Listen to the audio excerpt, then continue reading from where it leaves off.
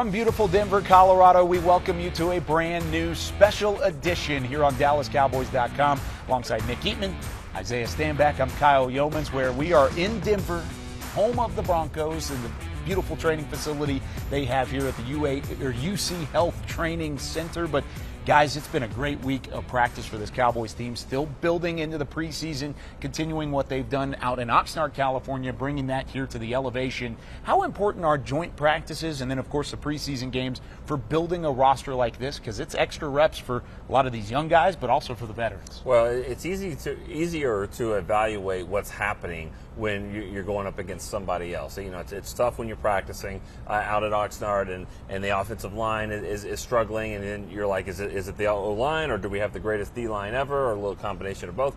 You're not worried about that with Denver. All you're doing is evaluating your players, and so as long as they keep the fights to a minimal, I think and there a little bit happened out there, but you know, I think for the most part, it's a good way to evaluate your team. I like the fights, Nick. Yeah. No, this is about right. We wanted to see a little bit more of them. Absolutely, absolutely. And to that point, you know, we would like to have seen a little bit more fight in terms of the energy being matched of that, which the Denver Broncos brought to the practice. But you know, the Cowboys, they had an opportunity to go out there and get some reps.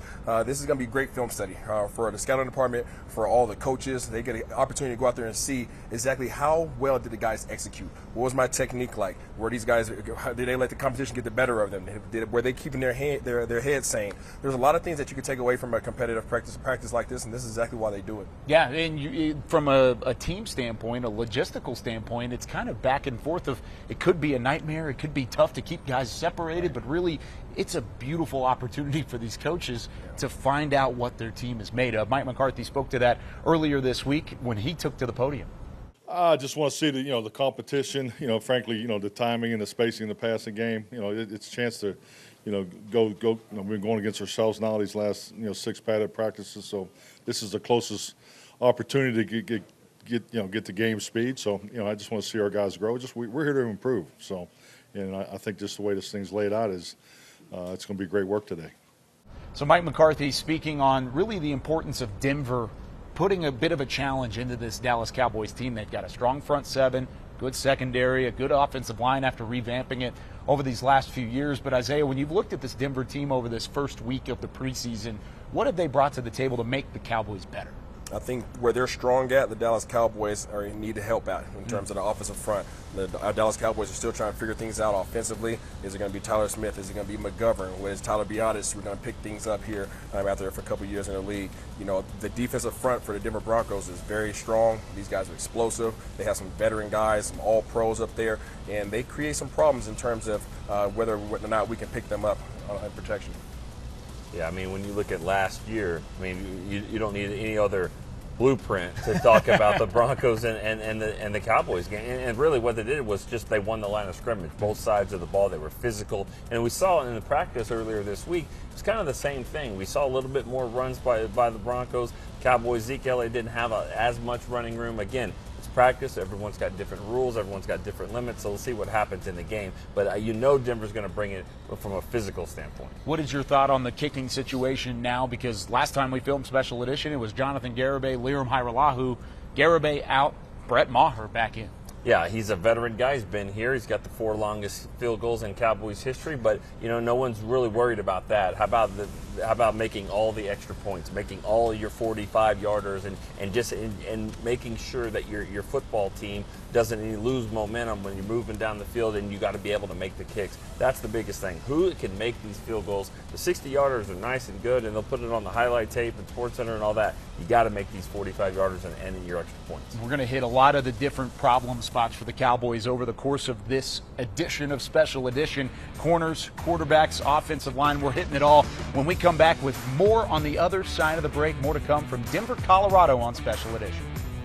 Special Edition, presented by AT&T, is brought to you by Ford F-Series, the best-selling truck in Texas. Reliant, an NRG company. Blockchain.com, trusted by millions, trusted by America's team. And by AT&T, official sponsor of the Dallas Cowboys.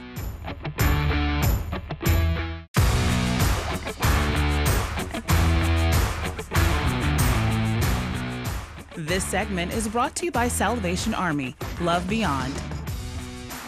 The offensive line has been a problem spot for the Cowboys throughout the offseason. They draft Tyler Smith with the first-round pick, and he's kind of been fighting for some snaps up with the first team along with Connor McGovern. Back here with more special edition as we break down this offensive line.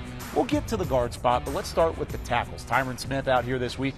Limited action in the joint practice, not going to play in the game either. You look at both of those spots with Terrence Steele on one side, Tyron Smith on the other. Do you feel comfortable right now with what the tackle situation looks like? No, don't feel comfortable about it. And it's hard to when you're dealing with Tyron Smith. I mean, he's been banged up a little bit. Even in the practice Thursday, he limped off with an ankle injury, nothing too serious, but he did. That's another thing that would probably keep him out sometime. Terrence Steele, I think he's a gamer or a practicer. He was out there. I thought he did a nice job, and they're missing the enforcer, Isaiah. They had with Lael.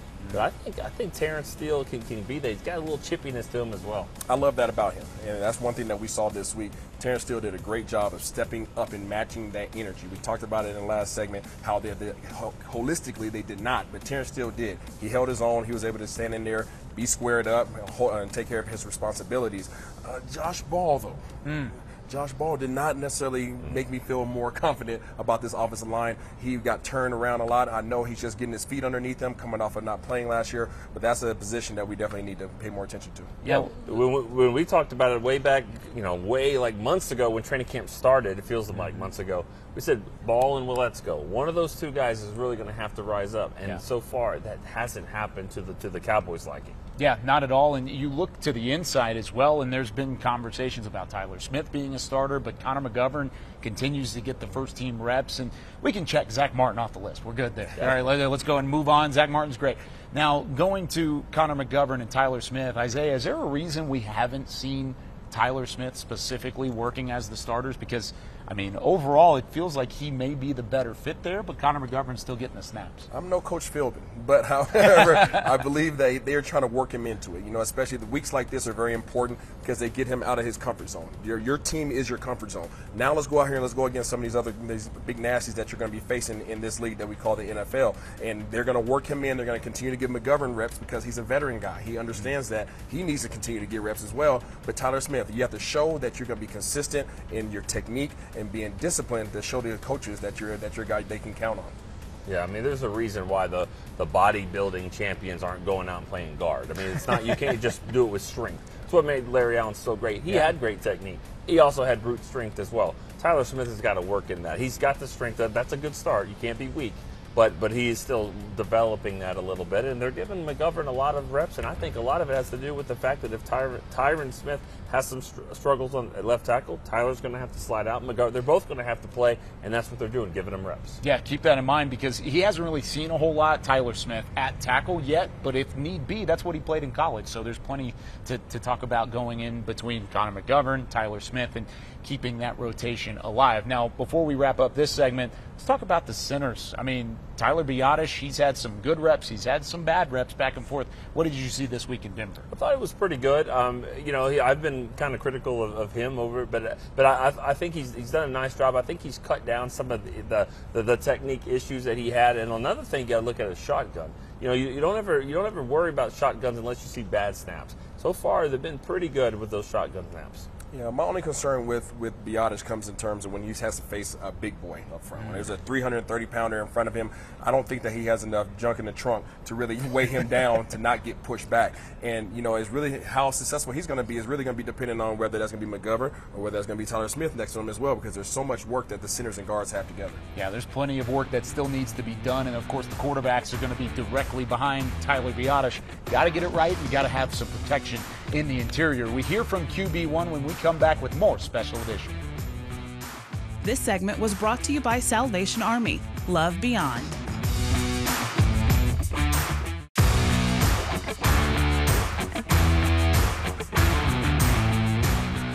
This segment is brought to you by Ford F-Series, the best-selling truck in Texas. Yeah, we got better.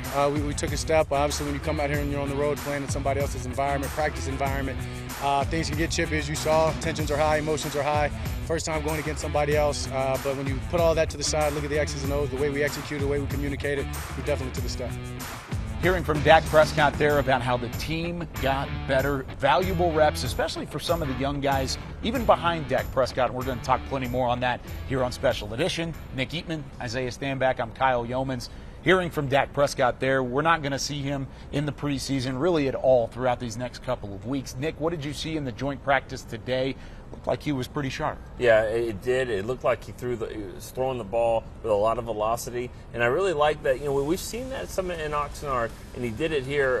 Some really good throws over the middle. I mean, there was one that I think we talked about when we were on shooting in one of the other shows.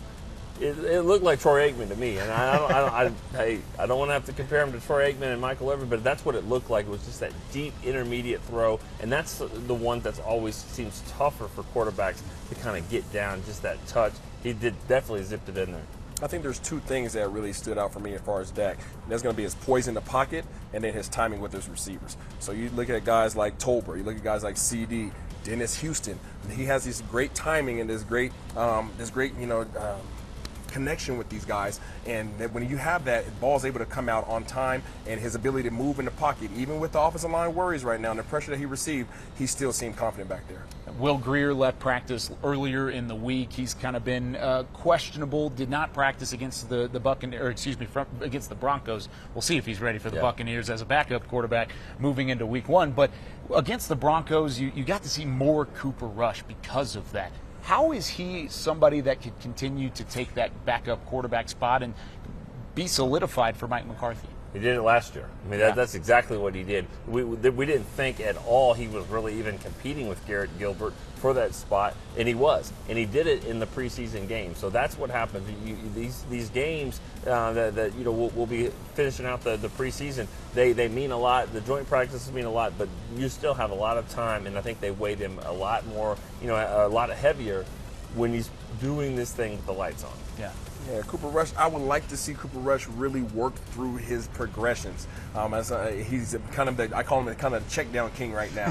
He's either to the flat route or something that's right over the middle. I want to see him with the poise and the same characteristics I was just talking about in terms of Dak. Sit back there, be comfortable, be confident. You're going to go through your first, second, and third reads, get the ball downfield so that we can continue to move these chains. It's really unfortunate that Will Greer had to miss out because he really needed those reps. Without Greer in the fold, Isaiah, is this the time for Ben DiNucci to try and make this roster and to continue to be a part of the Cowboys program? I think DiNucci's going to have to do something amazing in order to make this Cowboys roster. Right now, I think it's the Cooper Rush and Will Greer show. I honestly think that Will Greer was honestly starting to kind of take over that, but with that injury, he falls right back down below Rush. Yeah, that's something to keep an eye on as we move into the preseason. Of course, this week, next week against the Chargers, and then back home against Seattle. When we come back, we move from quarterback to cornerback. We hear from Anthony Brown about what the goals are for that unit, and Al Harris has got that secondary playing really well throughout training camp. When we come back with more Special Edition. This segment was brought to you by Ford F-Series, the best-selling truck in Texas.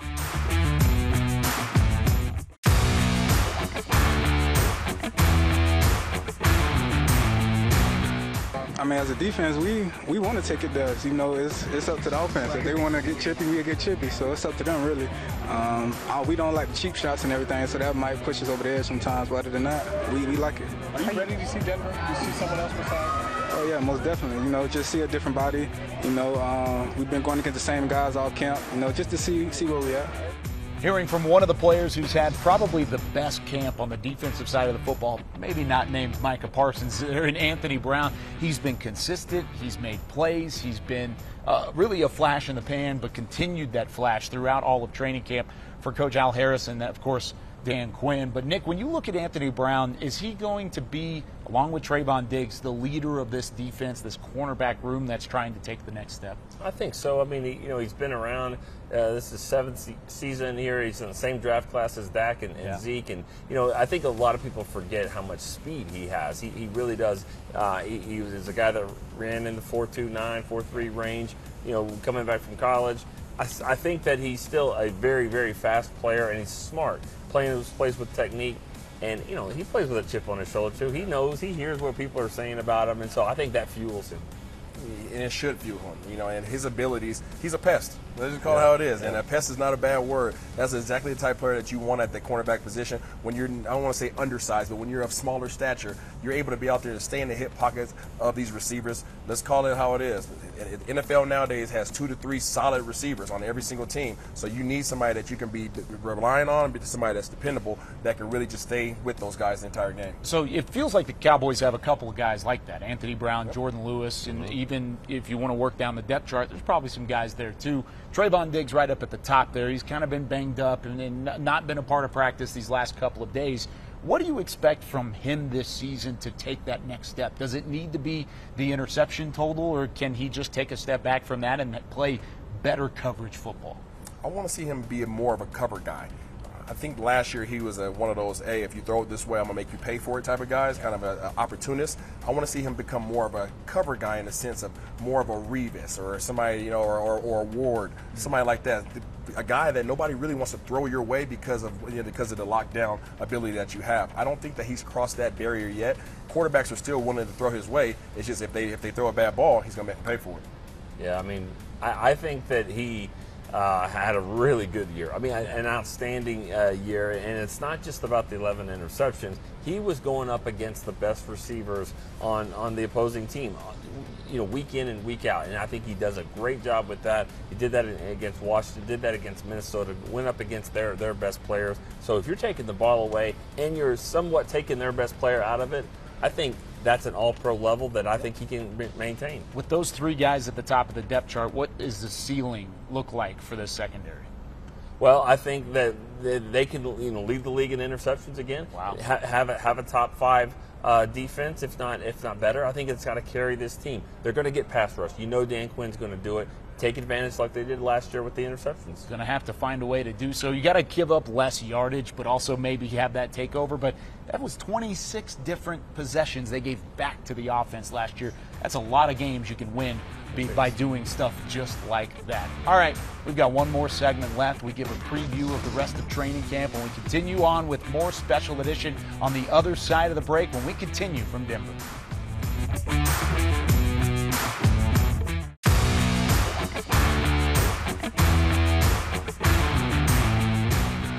Special Edition, presented by AT&T, was brought to you by Ford F-Series, the best-selling truck in Texas.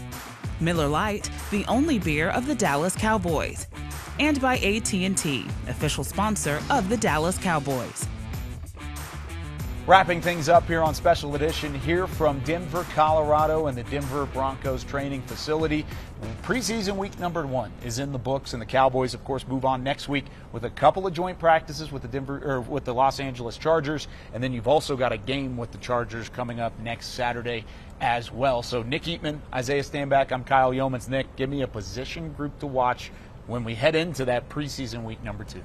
I'll just stay with the broken record. Wide receivers. We liked what we saw a little bit there in Denver. They were competing. I like what Noah Brown was able to do. But I want to see what happens against the Chargers. They've got a nasty defense. It starts up front. They've added some guys in the back end, though. It's going to be very competitive, and I want to see what they can bring to the table. I want to see what these offensive tackles can do. I'm talking about even the starters. Tyron Smith, what are you going to do when you line up against a Khalil Mack, against a Joey Bosa? What are you going to do on the other side with Terrence Steele, Josh Ball swinging both sides? This is the best of the best, and now you're going to have the opportunity to see just how are we faring against these guys. Well, and you talk about Josh Ball specifically. He had an up-and-down week in Denver going up against guys like Bradley Chubb coming off the second level. This is another prove-it-or-lose-it type of season for Josh Ball, and another chance this week, especially with the Macks and the Bosas in the practices. Probably won't see him in the games, but still a chance for Josh Ball to show out. He has an opportunity. That's all you can ask for when you're in a guy of his position, but he has to take the next step. And it's unfortunate he has to do it against this caliber of competition, but hey, this is the NFL. Yeah, I think I'm going to stick with Nick here. I think the wide receivers going up against guys like J.C. Jackson, who led the NFL in interceptions 2 years ago with 9 when he was with the Patriots. He's now signed with L.A. in free agency. He's going to provide a little bit of a jolt for the Bolts. How about that? And a little rhyming there to end us out on Special Edition. But again, you can keep up to date with everything on DallasCowboys.com. We'll have coverage of both of the joint practices and, of course, the preseason game coming up next Saturday. Isaiah will be in the booth, and it'll be a whole lot of fun at SoFi Stadium. But that does it for us here from Denver, wrapping things up with more special edition. For Nick Eatman, for Isaiah Stanback, I'm Kyle Yeomans. We'll see you next week.